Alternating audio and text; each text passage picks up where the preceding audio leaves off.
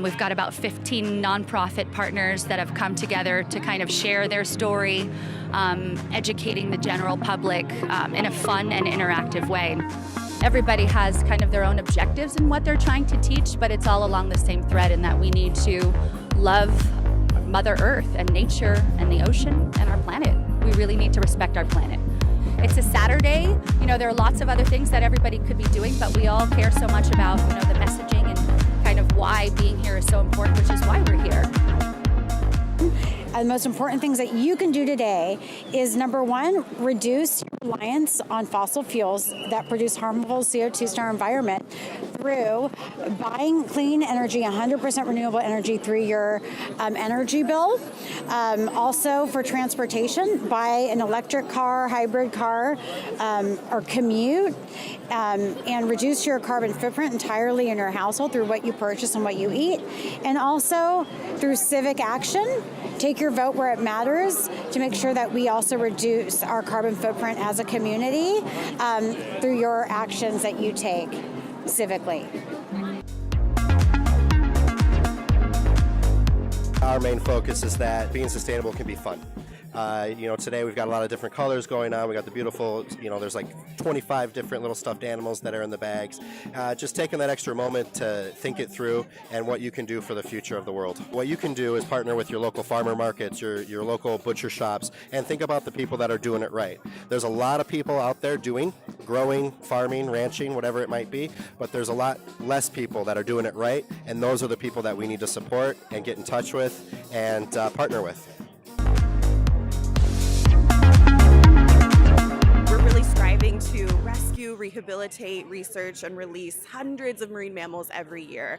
And so a part of that, of course, is the greater ocean health and making sure we have a healthy ocean for our marine mammals and for us alike.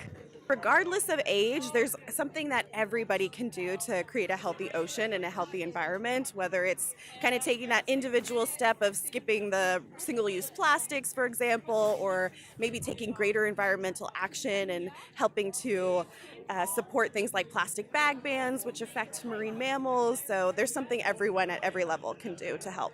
These are little darkling beetles. No matter what size you are, your important insects do a lot of amazing jobs.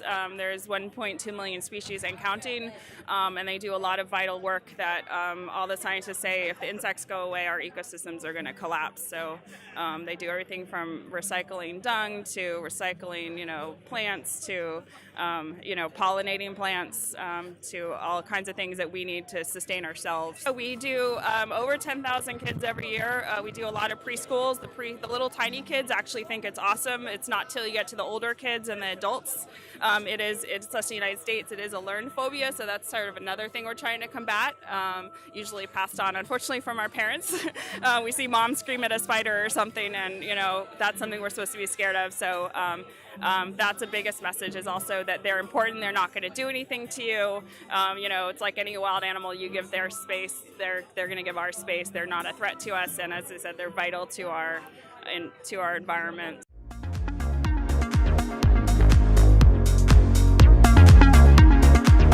Earth Day is obviously very, very important because we are focused on ocean ecosystems in the bay itself, and we are obviously a part of the earth. We want to make sure we're protecting it. Reducing our plastic use helps protect our earth, and reducing our carbon emissions, burning fossil fuels are all easy ways we can help not only our planet but our ocean ecosystems and all the animals that reside in it, as well as us humans on Earth. Have a few different skulls from our animals: herbivores, carnivores, omnivores, a bunch of different feeding adaptations and specialties that our animals have. We have actual biofacts, we call them, skulls from animals that once lived at the zoo. We like to say that when they pass, they don't die, they change departments.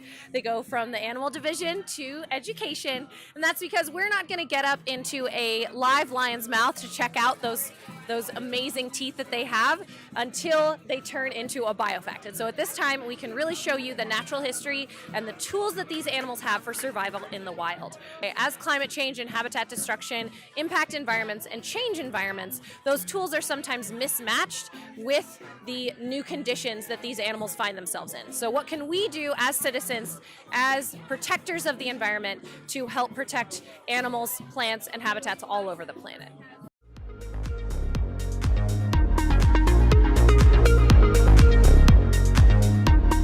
It's important to understand how much sediment and what the water quality is coming into the bay.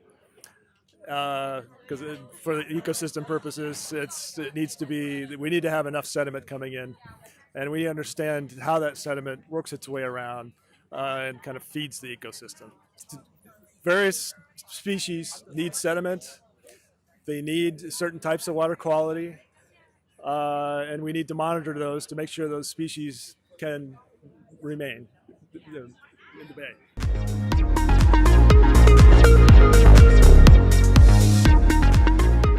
Bees are one of humans' main we need them as pollinators. We use their honey, we use their wax to make stuff called propolis or bee glue that we can use for certain things.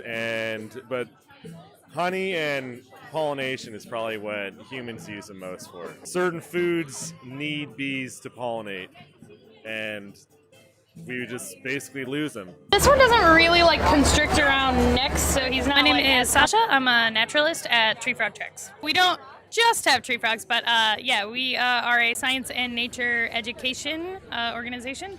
So generally, our primary message is respect for wildlife and the natural world. And then our other message is probably just that they, get outside, see what you can find outside. Look at these things, don't be afraid of them. I think we're helping create memories for families that are both here traveling from all over the world, but also those that have come from San Francisco and the local Bay Area. We see that we are drivers of change. I'm so proud of our team for this Earth Day event that we bring forth every year. We educate hundreds of families and visitors from all over, and we do inspire behavior changes that they too can take home with them to their communities. So it's a tradition that we plan to keep going, and every year we're going to continue to build the momentum and do it way better than we did the year before. And so we just hope that next time we have you here, next Earth Day. It's going to be the third Sunday of April. So you need to put that on your calendars right now. It's going to be awesome.